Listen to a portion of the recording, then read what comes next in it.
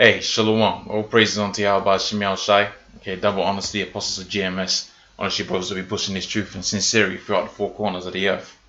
This is going to be a relatively short video, almost like a response video or a review video, if you will, okay, regarding the individual by the name of Dave Chapppelle and the latest comedy flick that he's put up, and the collaboration that he's made with Netflix and that. Okay, so to set the premise up, what we have to do is we have to trail back a little bit, all right, go backwards a little bit, and pretty much we have to understand the inner workings of the so-called media industry, okay, the so-called entertainment business, if you will, okay. And there's a little known saying that pretty much when you put a TV inside your house, man, you've put Satan's altar inside your house. Now that statement becomes relevant when we go into the next piece of information regarding this individual and his so-called escape or run away a couple of years back into Africa. Okay, so when he did the interview with this demon, or this woman, Oprah Winfrey, pretty much what he was going into was the fact that you have a lot of so-called black, of which they're actually Israelite individuals, okay, within the media, within prominent positions, and they're completely effeminized. In other words, he wasn't going to wear a dress because his producer had told him to wear a dress, because these producers are working for the elite banking families, okay, and the elite banking families know the scriptures, okay, as pertaining to the Negroes, Hispanics, Native Americans. And one of the predominant things within the scriptures that is spoken about is a man being a man and a woman being a woman. In other words, if a man weareth that which pertaineth to a woman, well, guess what? He's in violation of the doctrine of Yahweh Shemiel Shai. Okay, everything is in a meticulous order. Okay, when it comes down from heaven into the scriptures. But here it is, you got it to where individuals, when they interpret that in their own decrepit minds, they are misconstrued. They twist, okay, so that they can fulfill their own wicked agenda, man.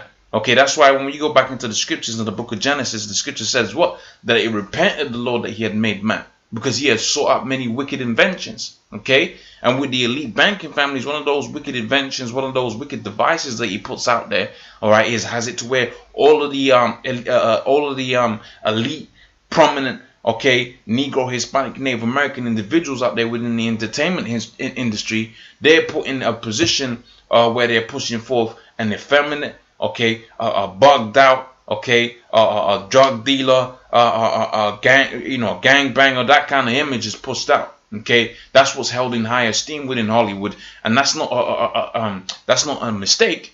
Okay, that's a very well engineered, well oiled machine to keep the Negroes, Hispanics, and Native American in the situation that they're in. Okay, so let's start off now within the book of Psalms, the 83rd chapter. So this is Psalms 83 and 1. It says, keep thou not all silent. Let's go to the point. So it says, this is the Psalms 83 and 3. So it says, they have taken crafty counsel against thy people, and have consulted thy hidden ones. They said, come and let us count them off, from being a people and a nation, that the name of Israel may be no more in remembrance. And one of those devices that they do to do that, okay, in other words, the Most High seeing us breaking the law, statutes, commandments, or that which is with reference to this, is that a man was going to go out there and he's going to push himself in a way that was going to be what?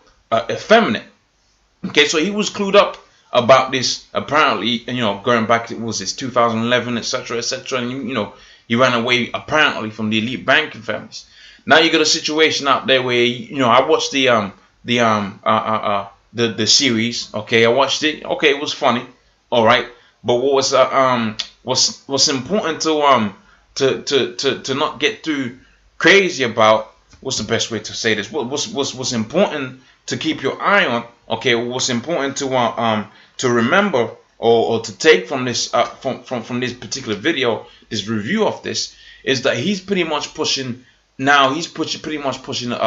LGBT doctrine, okay? And we've seen this technique before, where Esau has it to where one of those so-called prominent comedians goes out there and cracks a few jokes, all right, as regarding the a particular community that Esau wants you to accept, okay, the devil, okay, if he wants you to accept a certain thing, he has it put out there in a comedic sense. Okay, so he has it to where he paid this individual Dave Chapppelle 60 million to pretty much push out there a lesbian, gay, and transgender doctrine out there. Okay, and if you watch the whole thing, both series, that's what predominantly the whole series was about. Okay, about 60-70% of the jokes were pretty much faggot and transgender jokes. Okay, and he at the end of it, what he was always going back to was that I have no problem with this, but this, that, and the third. In other words, when he was talking to them Jakes out there, he was acclimatizing them things. He was acclimatizing them Negroes, Hispanics, Native Americans to what? To accepting that new phenomenon that you have out here within the world, that a man could choose. If he chooses, he could be a woman. Okay, that a man, if he chooses to lie with another man, that's acceptable.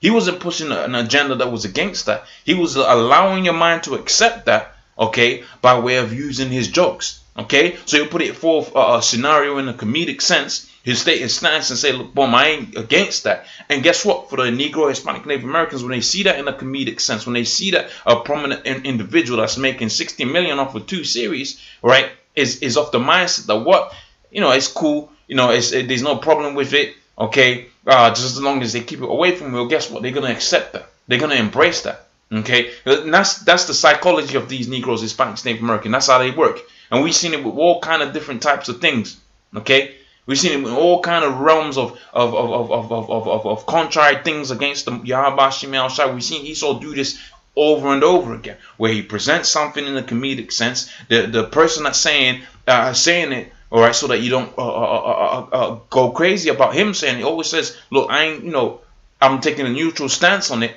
And guess what? The people become more neutralized. Okay.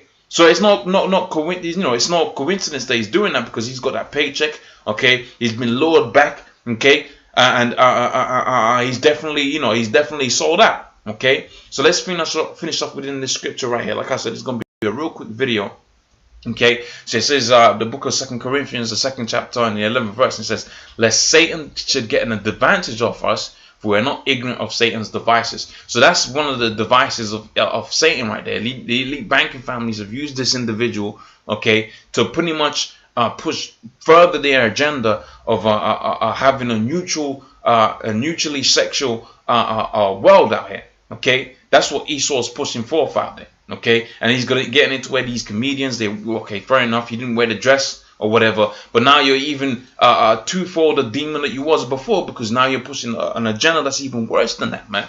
Okay, he's acclimatizing these jakes to this to the most heinous, most decrepit form of thinking that there is, man. Okay, and when you see the man's eyes, when you see the man's soul, you can see that he's all kind of messed up, because he knows he's doing wrong, man. Okay, so let me finish up again on this. I'm going to read this again. This is 2 Corinthians, the 2nd chapter and 11th verse. Lest Satan should take an advantage of us, for we're not ignorant of Satan's devices. Okay, so hopefully that was of edification. And I'll see you brothers on the next one. Shalom.